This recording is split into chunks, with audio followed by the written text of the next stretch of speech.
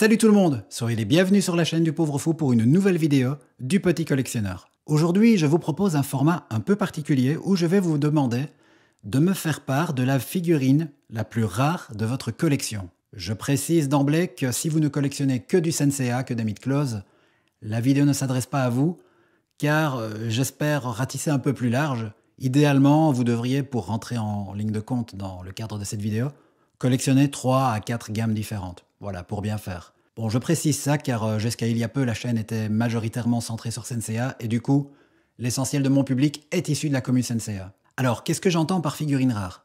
Je vais prendre pour ça un contre-exemple, pour me faire comprendre. Disons que vous collectionnez des Hot Toys, qui vont chercher aujourd'hui facile pour la figurine de base dans les 300 €. Admettons, certaines figurines chiffrent déjà à 500 €, du fait qu'elles sont plus dures à trouver. C'est un budget, c'est un coût, mais ce n'est même pas le double. Vous pouvez collectionner des gammes, par exemple, des SH Figuarts à 50-60 €, dont certaines valent 150 €, donc le triple. Donc ces figurines-là en question seront plus chères que le Hot Toys de 500 € qui ne fait donc même pas le double. Voilà, la rareté, c'est pas uniquement aller voir quelle est la plus chère de sa collection, mais c'est donc celle dont le prix a le plus grimpé en proportion de ce qu'elle valait à la base. Bien sûr, ça s'adresse aux figurines tout azimut, aussi bien les figurines neuves que les anciennes. On aurait tendance à penser qu'en matière de rareté, on est dans le vieux. Pas forcément, hein, bien sûr, il y a des figurines qui sont sorties il y a un an, qui sont déjà dures à trouver, en rupture de stock un peu partout et qui déjà chiffrent très haut. Alors bien sûr, si vous avez des figurines qui sont toujours dans leur boîte, que vous ne les avez pas décellées, déballées, bah c'est génial. Elles vont chiffrer d'autant plus et ce serait de super exemples. Là, on va beaucoup aller du côté du vintage, je pense. Mais pas que.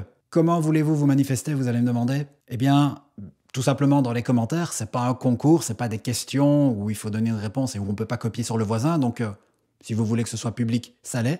Mais je vous suggère tout de même d'aller me retrouver sur Facebook, Messenger, pour me donner une photo. Voilà, c'est plus vivant, car bien sûr, il y aura une deuxième vidéo que je publierai peut-être fin juin ou pendant les grandes vacances, je verrai et je vous tiendrai au courant via l'onglet communauté ou sur Facebook. Et là, je publierai, si vous êtes d'accord, la photo que vous m'aurez envoyée, la référence de la figurine, la gamme dont elle est issue, et peut-être un petit mot d'explication pour me dire voilà dans quelles conditions vous l'avez acquise. Justement, je parlais de figurines vintage. À ce moment-là, si vous êtes de ma génération, vous étiez enfant, fin des années 80, début 90, lorsque vous avez acquis la potentielle figurine que vous allez me montrer, et du coup, c'est certainement vos parents qui l'ont achetée, et pour très peu d'argent. Évidemment, on ne payait pas en euros, mais voilà, je vous dirais un G.I. Joe en Belgique, ça coûtait 150-200 francs, je pense. Donc, en francs français, vous faites le rapport divisé par 6. Forcément, cette figurine-là vaudra beaucoup plus aujourd'hui. Il faut estimer le prix qu'elle vaut actuellement. Et pour ça, je vous propose deux méthodes. Soit vous allez dans les groupes Facebook spécialisés en la matière, vous posez la question, il y aura toujours bien un expert qui va voir votre question et qui vous donnera une estimation. Parfois même un chiffre précis, ça peut arriver. Ou alors, vous allez sur eBay, vous tapez la référence de la figurine, et ensuite, vous cliquez sur l'onglet « Objets les plus chers » pour que ce soit ceux-là qui apparaissent en premier. Et n'oubliez pas aussi Achat immédiat, sinon vous allez vous mélanger avec les enchères et on n'en sortira pas. Et là, vous aurez une idée. Vous allez d'abord voir les figurines en boîte en général. La plupart du temps, on les trouve encore.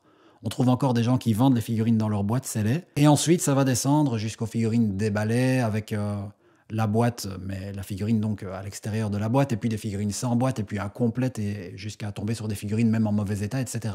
Vous comparez les références que vous trouvez avec la vôtre, et vous aurez une idée de ce qu'elle vaut. Maintenant, vous allez me dire, j'ai 150 figurines, je ne vais pas faire ça pour chacune d'entre elles. Oui, je ne vous oblige pas à participer au jeu non plus. Hein, voilà, vous ne le faites que si déjà vous avez une idée de base de ce que votre collection peut valoir et de quelles seraient les 4, 5, 6 figurines qui se détacheraient du lot et qui pourraient avoir ce titre.